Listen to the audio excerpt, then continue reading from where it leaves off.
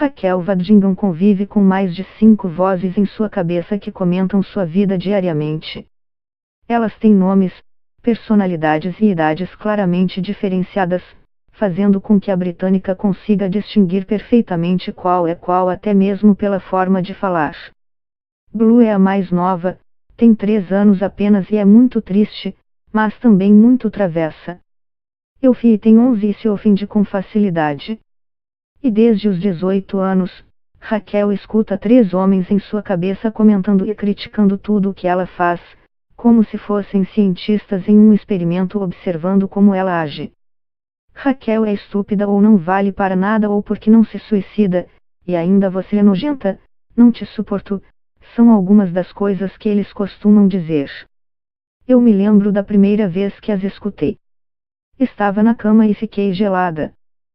Senti que não podia me mexer e escutava todos eles dizendo essas coisas horríveis, contou a Notícias. Segundo Raquel, as vozes também ouvem umas às outras e falam entre si, algumas até têm medo das outras. É como ter uma rede de pessoas na cabeça.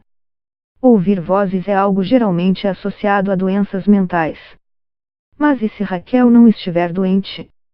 A médica Angela Woods, da Universidade de Durham, no Reino Unido, lidera a pesquisa Hearing the Voice, ouvindo a voz, em tradução livre, um dos estudos mais complexos do mundo sobre a experiência de ouvir vozes.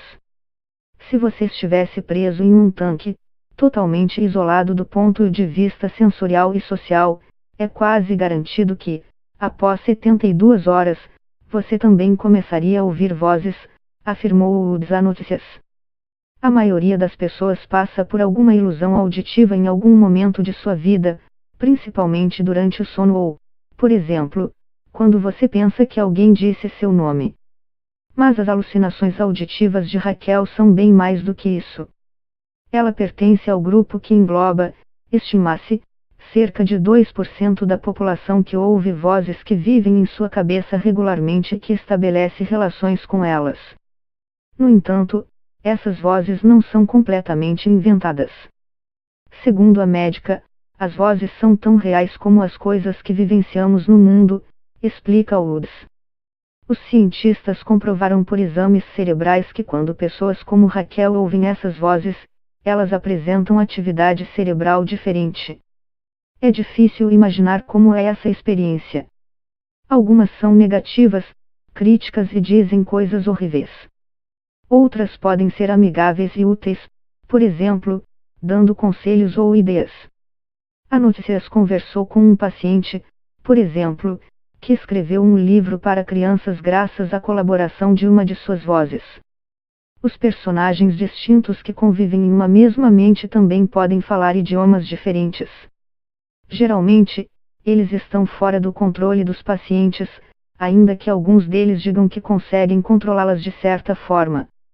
Para alguns, essas vozes não se diferenciam em nada daquelas que ouvimos das pessoas no mundo real. Para outros, é como escutar constantemente de fundo uma conversa na mesa do lado em um restaurante. Raquel diz que às vezes percebe a presença das vozes, ainda que elas não digam nada. Seria quase como uma experiência sensorial, para além da voz. Mas então, Raquel teria perdido o juízo. Sim e não. Ela foi diagnosticada com uma combinação de esquizofrenia com transtorno bipolar. Passou anos seguindo uma rotina de medicamentos com antipsicóticos e visitas frequentes ao hospital. Hoje, porém, ouve vozes, mas não está doente. Ela trabalha e leva uma vida normal, equilibrada e sem medicação. Se não tivesse revelado, ninguém saberia o que acontece em sua cabeça. Mais da metade do grupo do qual ela faz parte, que inclui cerca de 2% de pessoas da população global, que ouve vozes regularmente leva vidas normais, sem necessidade de qualquer medicação psiquiátrica. Uma das coisas que muitas pessoas que ouvem vozes têm em comum é ter sofrido algum tipo de trauma na infância. A especialista garante que os traumas nos primeiros anos de vida têm um enorme impacto na probabilidade de ouvir vozes na idade adulta.